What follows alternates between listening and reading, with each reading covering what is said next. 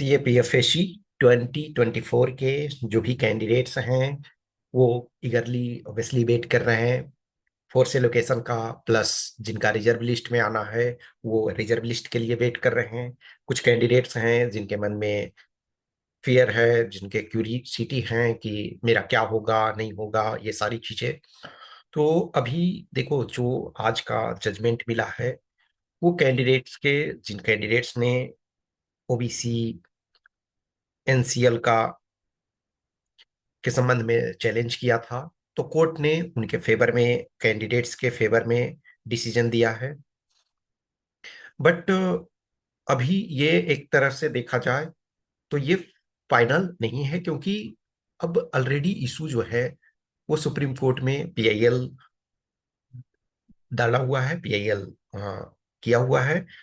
तो उसमें, sorry means SLP, I am sorry, उसमें आपका जो एसएलपी है, तो वो एसएलपी का जो आपका डिसीजन या जो भी होना है, तो अभी नेक्स्ट जो उन्होंने बोला है नोटिफाई करने के लिए 19 दिसंबर को।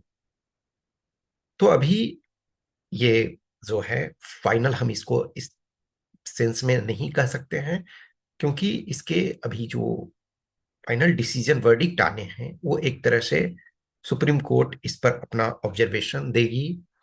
क्योंकि ये एक इशू ऐसा है कि मल्टीपल पीआईएल फाइल किए गए थे हाई कोर्ट में, ठीक है, एचसी ऑफ दिल्ली में मल्टीपल किए गए थे उन सबको, लेकिन हाई कोर्ट ने भी क्लब करके और आज वो जजमेंट दिया। अब इस पर जो नेक्स्ट 19 दिसंबर को जो डेट मिला है उसमें आज का जो जजमेंट है वो जजमेंट प्रेजेंट किया जाएगा। क्योंकि सुप्रीम कोर्ट ने बोला था कि we are waiting for judgement of high court, तो वो जजमेंट हाई कोर्ट का मिल चुका है। और ये सारे जो हैं, जो केसेस पीआईएल थे, तो वो एक क्लब करके एक साथ उसमें से जजमेंट दिया गया। ऑब्वियसली वो इंडिविजुअल केसेस के बारे में मेंशन किया गया है कि हर कैंडिडेट का क्या इशू था, लेकिन वो सारे जो इशू थे वो ओबीसी एनसीएल से। तो जो कोर्ट ने डिफरेंट केसेस का रेफरेंस देते हुए ये बताया कि ऑब्वियसली है ये कैंडिडेट्स के फेवर में है। तो अभी आप लोग को जो भी फोर्स एलोकेशन वगैरह वाले हो तो उनको इंतजार करना पड़ेगा। और अब जो सिचुएशन है उसके आधार पे ये मान करके चलो कि अब इस मंथ में फोर्स एलोकेशन नहीं होने वाला है।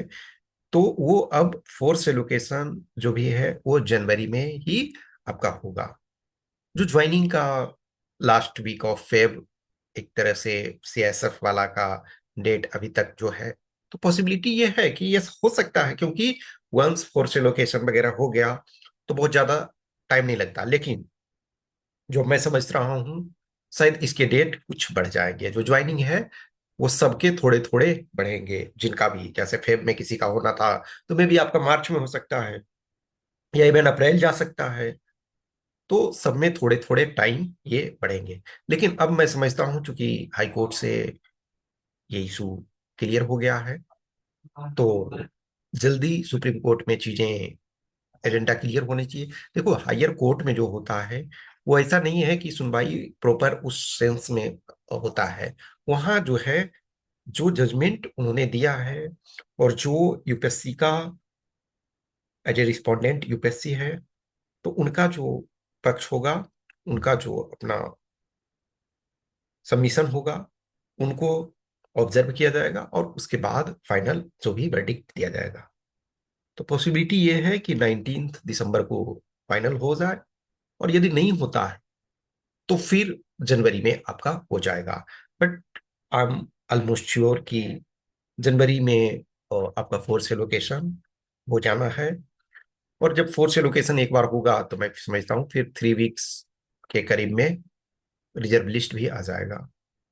तो अभी जो भी है, आपको बहुत इनकन्वीनियंस फेस करना पड़ रहा है, चैलेंजिंग मोमेंट है, बट ये सबके लिए है।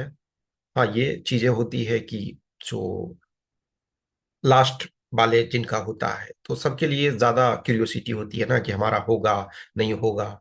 समटाइम सेम मार्क्स होने पे, जैसे आप हर का देखो, जनरल में 311 भी जिनका है वो मेन लिस्ट में नहीं आया, उनका रिजर्व लिस्ट में आएगा। ओबीसी में 308 जिनका कुछ का है वो मेन लिस्ट में नहीं आया, तो आप रिजर्व लिस्ट में होप कर रहे हो।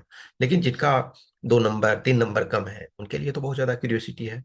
तो बट जैसा होता है, जो भी चीजें आगे फर्दर अपडेट होता है वो मैं आपको करता रहूंगा। कुछ क्वेश्चंस क्यूरी है तो आप कमेंट कर सकते हो या मैसेज कर सकते हो। कि पैसेंस, खास करके जिन लोगों का मेन लिस्ट में है उनको परेशान होने की जरूरत नहीं है, उनका कुछ भी नहीं होगा। इवन हाँ, रैंक एकाध किसी का इधर उधर होगा, डेफिनेटली होगा वो फिर से। जब न्यू लिस्ट एक तरह से पब्लिश किया जाएगा तो कुछ कुछ का जो फ्यू लिमिटेड कैंडिडेट्स होंगे उनके थोड़े चेंजेस देखोगे। लेकिन जिनका एटलीस्ट लिस्ट में मेन लिस्ट में है उनका कोई नुकसान नहीं होने वाला है नॉर्मली। ठीक है, तो बने रहिए, और मैं आपके साथ हूँ। जो हो सकता है मैं अपडेट करता रहूंगा। Thank you.